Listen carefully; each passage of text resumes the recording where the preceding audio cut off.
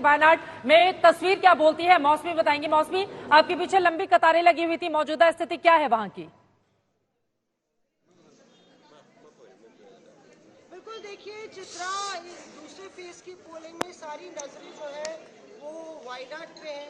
चित्रा, दूसरे फेज की पोलिंग में सारी नजरें वायनाड पर है क्योंकि राहुल गांधी दूसरी बार यहाँ से चुनाव लड़ रहे हैं। और सुबह हमने दिखाया था कि कैसे यहाँ पे केरला में वोटर्स बहुत ही ज्यादा जागरूक है और उसका प्रमाण आपको यहाँ पे सुबह तड़के से लेके अब तक जो लंबी कतारें हैं वो खत्म होने का नाम नहीं ले रही।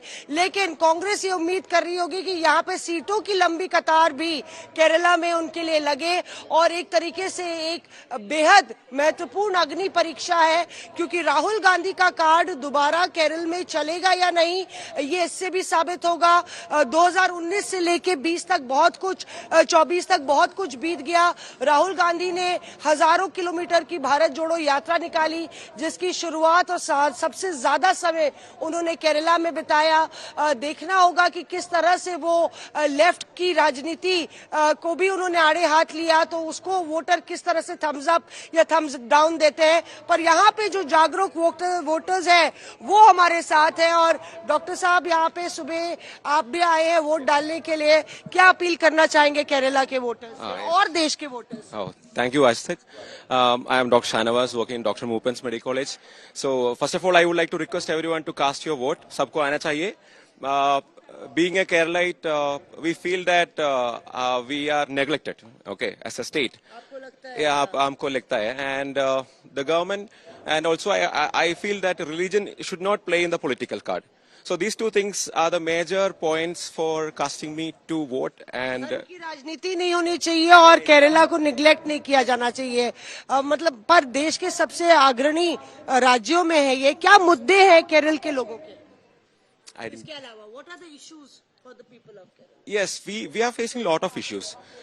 We need a good infrastructure. We need support of the central government to do all these things. And हमको लगता है ये नहीं, it's not coming up from the central government. आप कुछ कहना चाहते हैं? മലയാളത്തിൽ പറഞ്ഞാൽ മതിയോ? English? It's too difficult to speak in English, but we want so many fundamental things here. First of all, we are. It's very difficult to travel from here to. That's the first issue. To go to Mysore or to. मौसमी, जरा तस्वीरें दिखा दे। वायनाड केरल का जो सबसे खूबसूरत पठार है, जैसे सियासी सूरमा को शरण दे रखी है। मैं चाहूंगी पीछे की तस्वीरें, लोगों की कतार कितनी लंबी है। जी मौसमी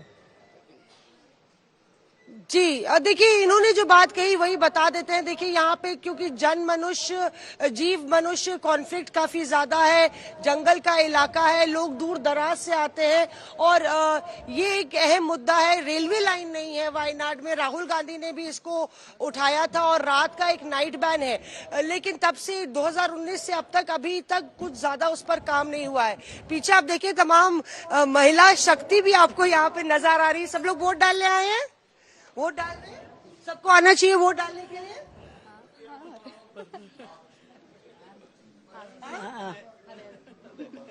तो चेची हैं और अम्मा है, सारे वोट डालना चाहिए ना? Yes. Everybody should come out and vote. Yeah, surely.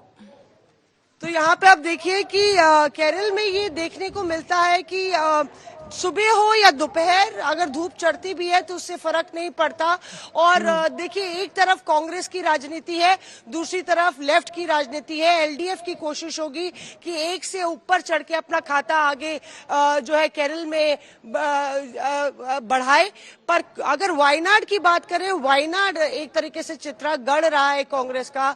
2009 हो या 14 हो, कांग्रेस 9 में ये कॉन्स्टिट्यूंसी बनी थी, तब से कांग्रेस ही यहाँ पे विजयी रही है। और राहुल गांधी का वोट प्रतिशत पिछली बार 64.5% था। तो केसी वेणुगोपाल आज कह चुके हैं कि राहुल गांधी अपने वोट मार्जिन को बेहतर करेंगे। तो ये भी एक बड़ी परीक्षा होगी क्योंकि यहां से राहुल गांधी की वायनाड से जीत न सिर्फ दक्षिण की राजनीति को कांग्रेस के लिए साधेगी बल्कि पूरे देश की राजनीति पर इसका असर पड़ेगा। यकीनन केरला की यूडीएफ ने 20 में से 19 सीटें जीती थी, जिनमें कांग्रेस के पास अकेले 15 सीटें थी। और अगर 52 सीटों में से सबसे ज्यादा सीटें इसी केरल ने दी थी राहुल गांधी को।